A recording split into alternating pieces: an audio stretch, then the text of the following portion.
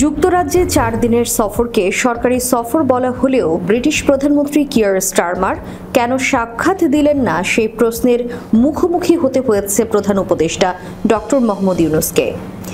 গত 12 June king তৃতীয় Charles harmony award নিতে যাওয়ার আগে বিবিসির সাংবাদিক রাজিনী বৈদ্যনাথন তাকে ওই প্রশ্ন করেন। স্টারমার দেখা না করায় ডক্টর ইউনূস কতটা হতাশ তাও জানতে চান বিবিসির এই সাংবাদিক। রাজিনী বৈদ্যনাথের প্রশ্ন এবং ডক্টর ইউনূসের উত্তরের অডিও শোনানো হয় বিবিসির দ্য ওয়ার্ল্ড টুনাইট অনুষ্ঠানে। সেখানে বিবিসির উপস্থাপক ডক্টর ইউনূসকে জিজ্ঞেস করেন, এই সফরকে সরকারি বলা হচ্ছে, প্রধানমন্ত্রীর সঙ্গে কোনো বৈঠক নেই আপনার? তিনি জানতে চান কেন কিয়ার স্টারমারের সঙ্গে কোনো বৈঠক হলো না। তবে এতে করে আমার জন্য একটা বড় সুযোগও তৈরি হয়েছে। এখন যেহেতু তিনি ব্যস্ত, আমি তাকে বাংলাদেশে আসার আমন্ত্রণ জানাচ্ছি। আমরা একসঙ্গে সময় কাটাতে পারবো, যা ঘটছে তা দেখাতে পারবো এবং তিনি পুরো পরিস্থিতি উপলব্ধি করতে পারবেন। এটা ইতিহাসের একটি বিশেষ মুহূর্ত যার মধ্য দিয়ে আমরা যাচ্ছি।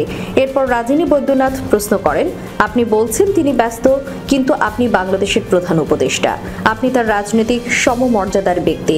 যুক্তরাজ্যে প্রায় 10 লাখ বাংলাদেশি এখানে যুক্তরাজ্যে আছেন। ব্রিটিশ জীবনে বাংলাদেশি সংস্কৃতি গভীরভাবে মিশে আছে। তাহলে আপনি কতটা হতাশ যে যুক্তরাজ্যে আপনার কয়েকদিনের সফরে তিনি সময় বের করতে পারলেন না? উত্তরে ডক্টর ইউনূস বলেন, আমি জানি না, আমি হতাশ হব না। আমি জানি না, একটু নির্ভর থাকবেন, বাংলাদেশের পরিস্থিতি উপলব্ধি করবেন, এই মুহূর্তের মর্ম বুঝতে পারবেন। তবে বৈঠকের ব্যবস্থা না করার পেছনে কিয়ার স্টারমারের কার্যালয় ডাউনিং স্ট্রিট কোনো কারণ জানিয়েছে কিনা এমন প্রশ্নের উত্তরে প্রধান উপদেষ্টা বলেন, আমার জানা মতে তারা তেমন কোনো ব্যাখ্যা দেয়নি, হয়তো তিনি অন্য গুরুত্বপূর্ণ কাজে ব্যস্ত।